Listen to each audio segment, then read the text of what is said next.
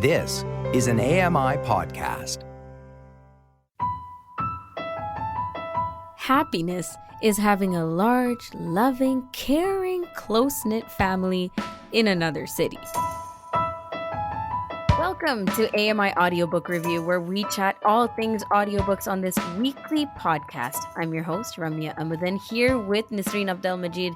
And this quote that you heard, I know we've been featuring July through July on our quotes, but the quote that you just heard is by George Burns, and actually someone who will be joining us later on in the show, familiar voice, Aamer Khan, is the one who gave me a choice of quotes for today because we're chatting family. I think of my friends as family, so that makes sense. But we're chatting family later on with him and books related to family and family-friendly titles, as well as just communication within family. So this quote is one of these family quotes that I've picked because it made me laugh out loud. That was the actual reason. And I kind of think it's true. You know, I love my family a lot, but a little bit of distance goes a long way in our dynamic. So, George Burns, thank you for really encapsulating the way that I love and think of my family and love dearly. Just want to keep putting it out there, Mom, for putting that in a quote that we can relate to. Now, let's take a look at the CELA homepage. We like to take a glance at this, celalibrary.ca. That's where you go for the Center for Equitable Library Access and all the great titles that they have on tap for us. You Made a Fool of Death with Your Beauty by Akwaeke Emezi. This is a temporary romance title, and the next one up there is River of the Gods by Candace Millard. Adventures and Explorers is how they categorize this one. And the last one up there for featured titles is All the Things We Don't Talk About by Amy Feldman. And Family Stories is this category. Now, we will be checking out one of these titles later on when we're joined by Aamer. But Nisreen, shall we move to what's trending? Because something is out there this week that everyone's excited about. Yeah, everybody's so excited on Twitter because audiobooks.com tweeted out an announcement of Michelle Obama's new book release. I didn't even know she was working on a new book, let alone a book release was announced. So, The Light We Carry is coming out this November and you can pre-order it now. So, Michelle Obama tweeted out, quote, "These past few years, I've been thinking about how to stay centered in a world filled with so much uncertainty. And that process led me to writing my new book, The Light We Carry," end quote. I feel the same way, Michelle. I mean, we're trying to stay centered, full with a world filled with so much uncertainty.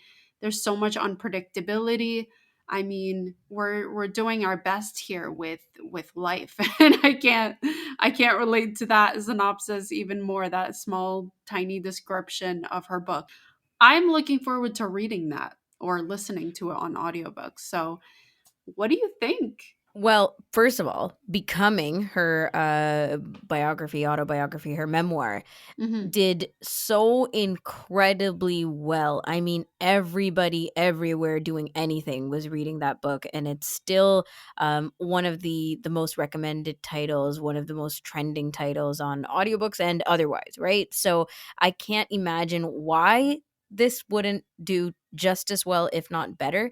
And also, I think the thing to remember, Nisreen, is that this one is very reflective of the time, right? This is not just a Michelle Obama book, but it's everything that she's been doing, her philanthropy work, her messaging out to women and communities all over the world. And she's taking that and putting it in a very, I think, timely scenario with this one, which is why it'll be very interesting to read this one versus just another book encapsulating her life. Absolutely. I mean, versus her first book, I mean, there's a big difference in that description, right? Yeah. So I think Yeah. it's gonna be a bestseller. I really believe that. I mean, it's Michelle Obama, first of all. Michelle Obama. Mm-hmm. Second of all, it is capsulating. I feel like a lot of people will be relating to this book 100%. Yeah.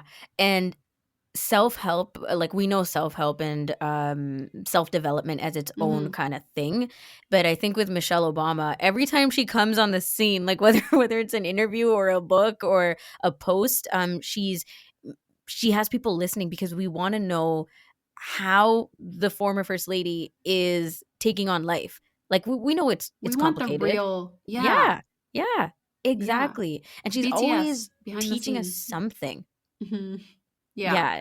So I'm looking forward to hearing more, not just like the about how the book is doing, but how people are doing reading the book. This was a nice highlight. It was. And I don't look forward to the books that highlight a celebrity or somebody Mhm. famous. I don't really, it's not that I don't care, but it's not something I look forward to about their life. But something this, the light we carry, this release, I think it will be Well, relatable to many people. So it's something that many people are excited about, looking forward to relating and teaching us a valuable lesson and, how like self-care. yeah. She's Yeah. a teacher. Yeah. She's a teacher and She she's is. educating all of us in a lot of different ways. So, no pressure, Michelle Obama. I'm sure the second book is going to We be hyped it great. up a lot. I know. So, I know. Everybody is. Are you kidding me? No pressure. But yeah, looking forward to hearing some of the highlights and reviews.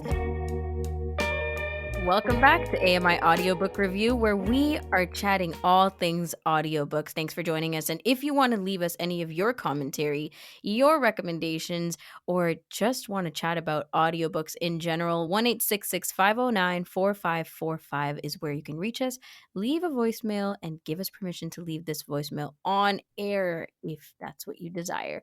Now, pause or play. I feel like we haven't done pause or play in a while, so I'm looking forward to this one. This is the first featured title on the Sela Library homepage.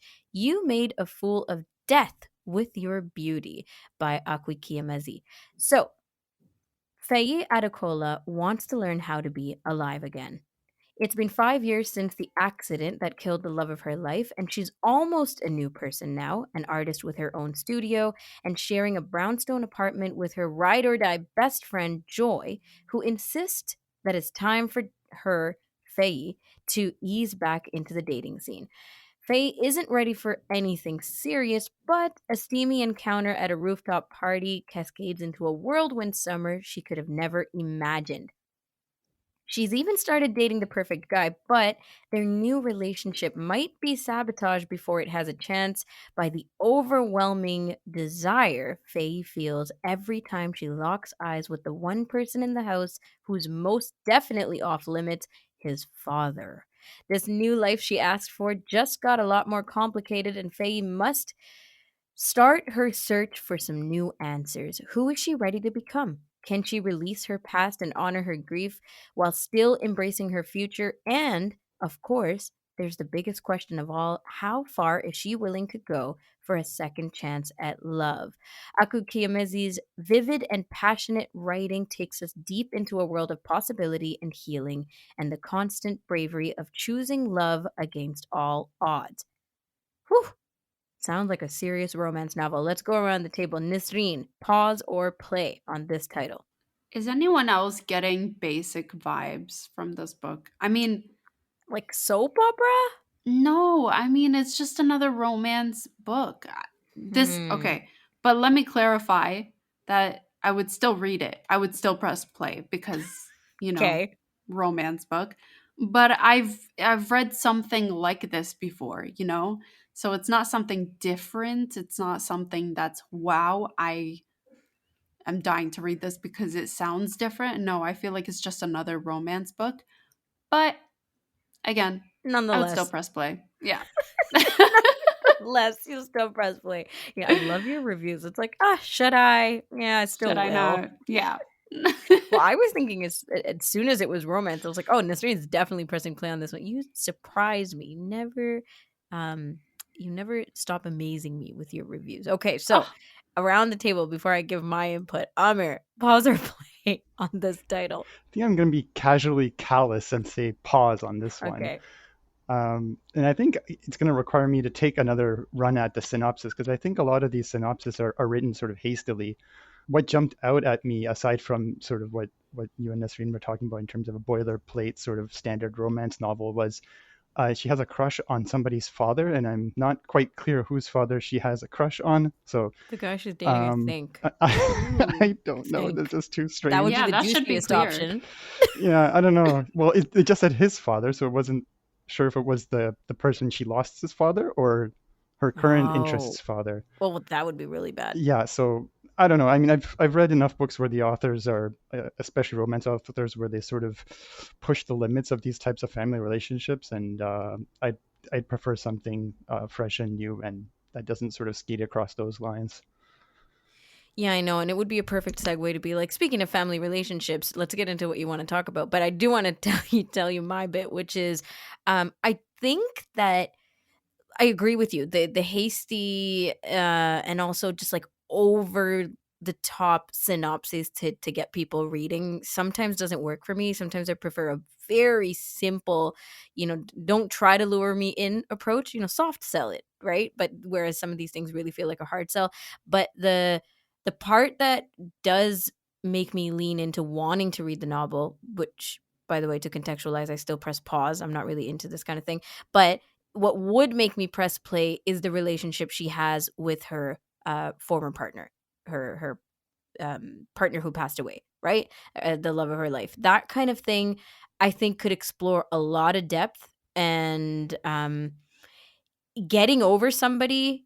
We talk about getting over exes in a lot of novels, but getting over the death of somebody you were with, I think, can be very complicated when moving on to a next relationship. So that part is complex, which I like, but then it gets into like being into this next guy's father and the whole romance part of that. It pulls me Yeah, back out again. no, So yeah, yeah. I agree. I mean, the part that interests me about the story is the whole getting back out there part as well. Yes. Coupled with dealing with that loss is I think a topic that many authors explore and is fascinating to me. But I agree. Yeah.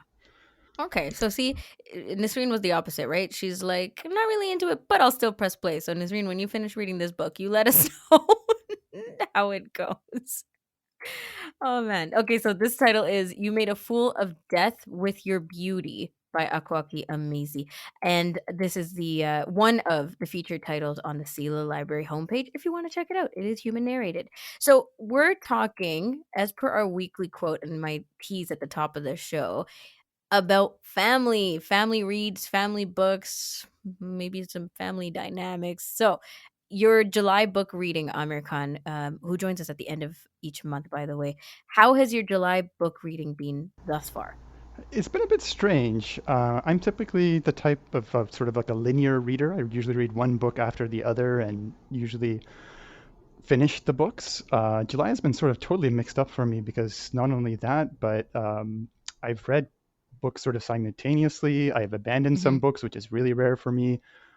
Taken a stab at a couple of different genres, which are sort of beyond my comfort zone in a lot of cases. So it's been an interesting month.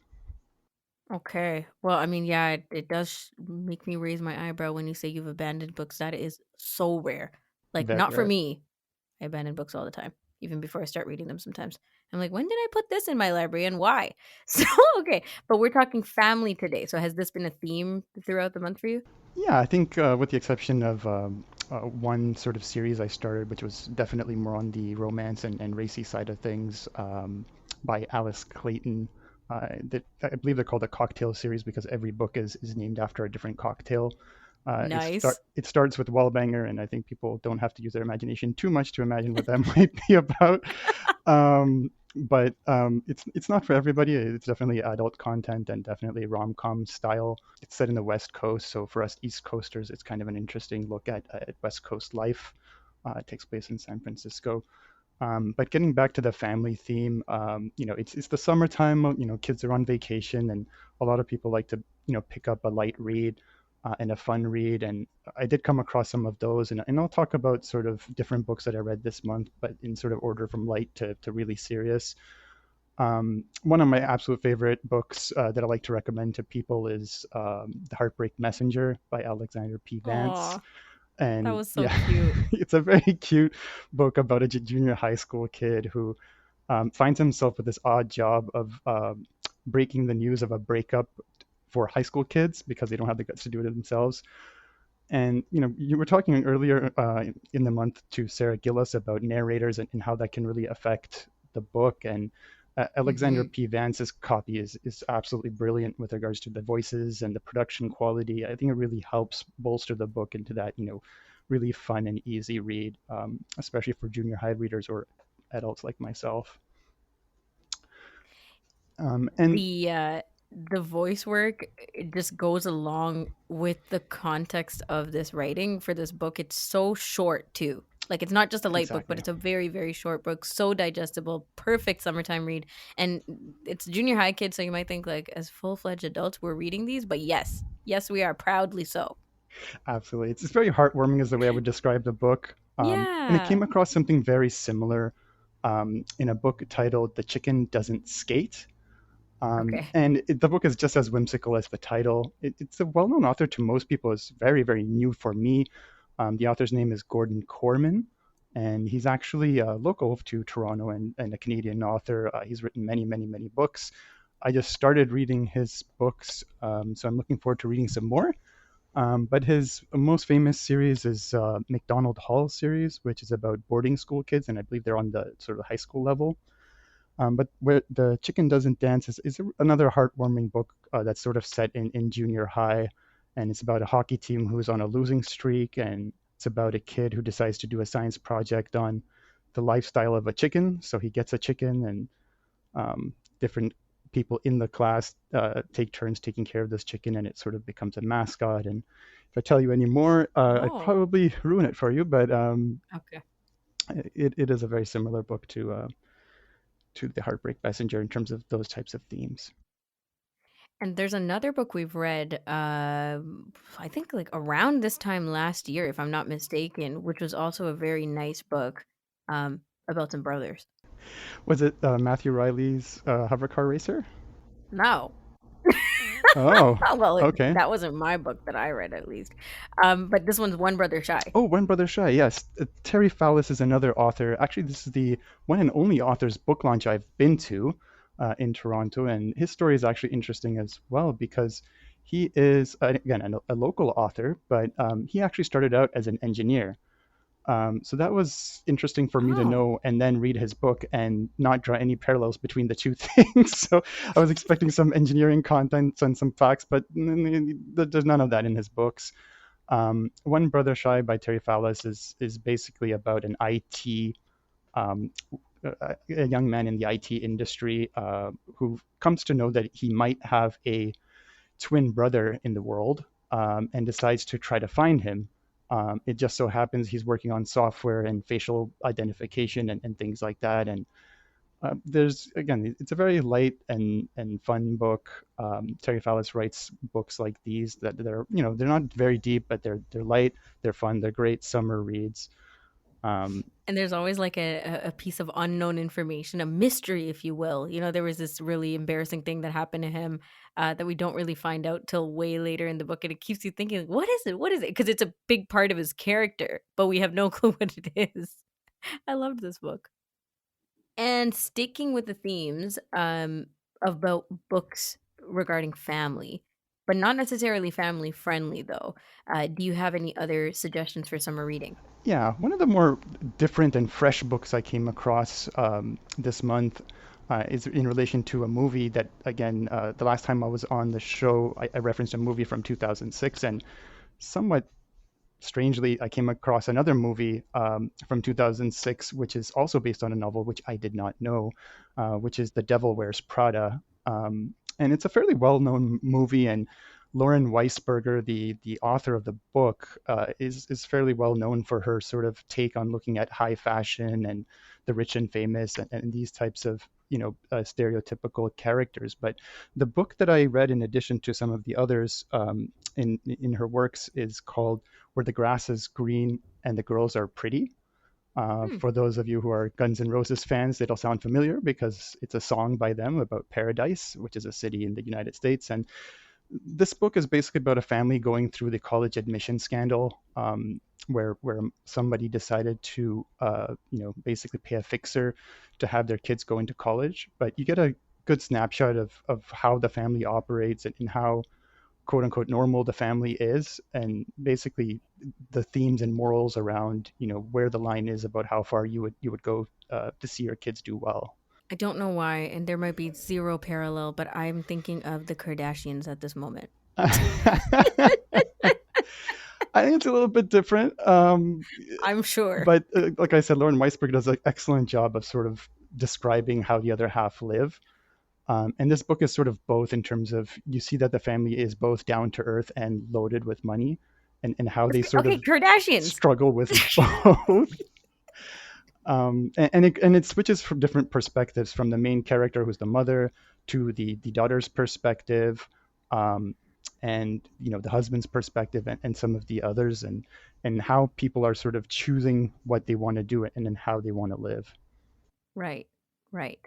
Okay, well, this is interesting. Let's move to some family reads that might be more of a serious title or authors that you can dive into. Yeah, I'd be remiss if I didn't mention Colleen Hoover, because we have some fans of hers over here. At least once a month. It's part of the protocol. Yeah, yeah. So I have read all her perfects, and talked about it a bit, but I think everybody knows by now, Colleen Hoover is a master of playing with your heartstrings.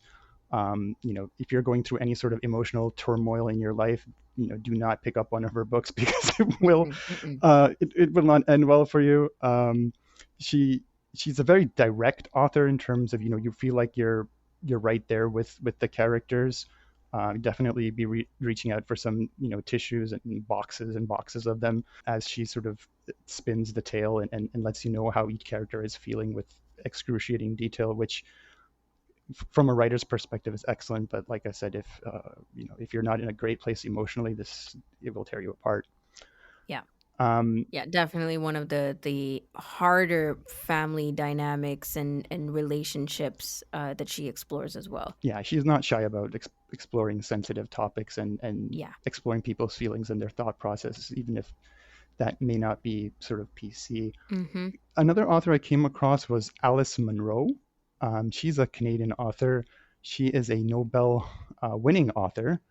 So her work is extremely well done in terms of writing quality. I tried out her short story collection called Too Much Happiness. Okay. I sort of look at this author sort of as the opposite of Colleen Hoover. So again, not this type of work is not for everyone. Alice Munro typically writes about country women from Canada who find themselves in the city in very, very difficult situations.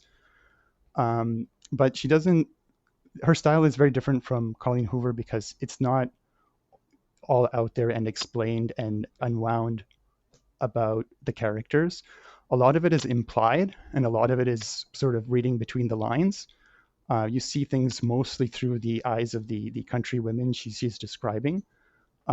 So for people that grew up here, and people who understand certain aspects of difficult situations of women, you pick up fairly quickly what's going on, even if the characters don't. But even in the short stories, there's a lot of sort of paying attention you have to do, a lot of inferring you have to do. This is one of the books I couldn't finish. Each story is sort of another difficult situation a woman is in, and sort of those semi-impossible situations. And there's a lot of conclusions to be drawn, but it's not fun or entertaining. It's a lot of serious reading, and if you're into that type of reading, then definitely go for it. Yeah, it's interesting how much and what we'll really allow ourselves to get into, right? With books. Sometimes I feel like that. I can sense and call it judging a book by its cover, but sometimes I can sense even from a synopsis whether I will lean into how sensitive I'm going to feel and how vulnerable I'm going to feel reading a certain book, and other times I'm like, yeah, I'm okay with this, or I can't do that. And even when people recommend to you, that's that's a spot you have to kind of navigate, right? Whether or not you allow yourself to take on such a serious read. But it's really interesting. Aamer, we don't have too much time left. Really quickly, are you in the middle of reading something right now? Yeah, I still had like 3 other books, but we'll skip these because most of them, I'll be honest, I didn't like all that much. I'll finish on The Sea of Tranquility by Leslie Choice. And this is, I want to say, almost like an Anne of Green Gables type tale. It's about island life in Nova Scotia. The way I described it in another review is basically a landscape escape. So if you're the type that wants to pick up a summer book and just lose yourself in sort of what life is about on an island in Nova Scotia and look at things through the life of, an 80-year-old woman who's sort of seen it all with some interesting, aspects of island life, it's a great read in that respect. Amazing, Aamer. We cover a billion things as always with you. Thank you so much for joining us, and we'll catch you next month. Always a pleasure. Aamer Khan joining us at the end of each month to talk audiobook highlights. That's it for this episode of AMI Audiobook Review. Until next week, happy audiobook listening.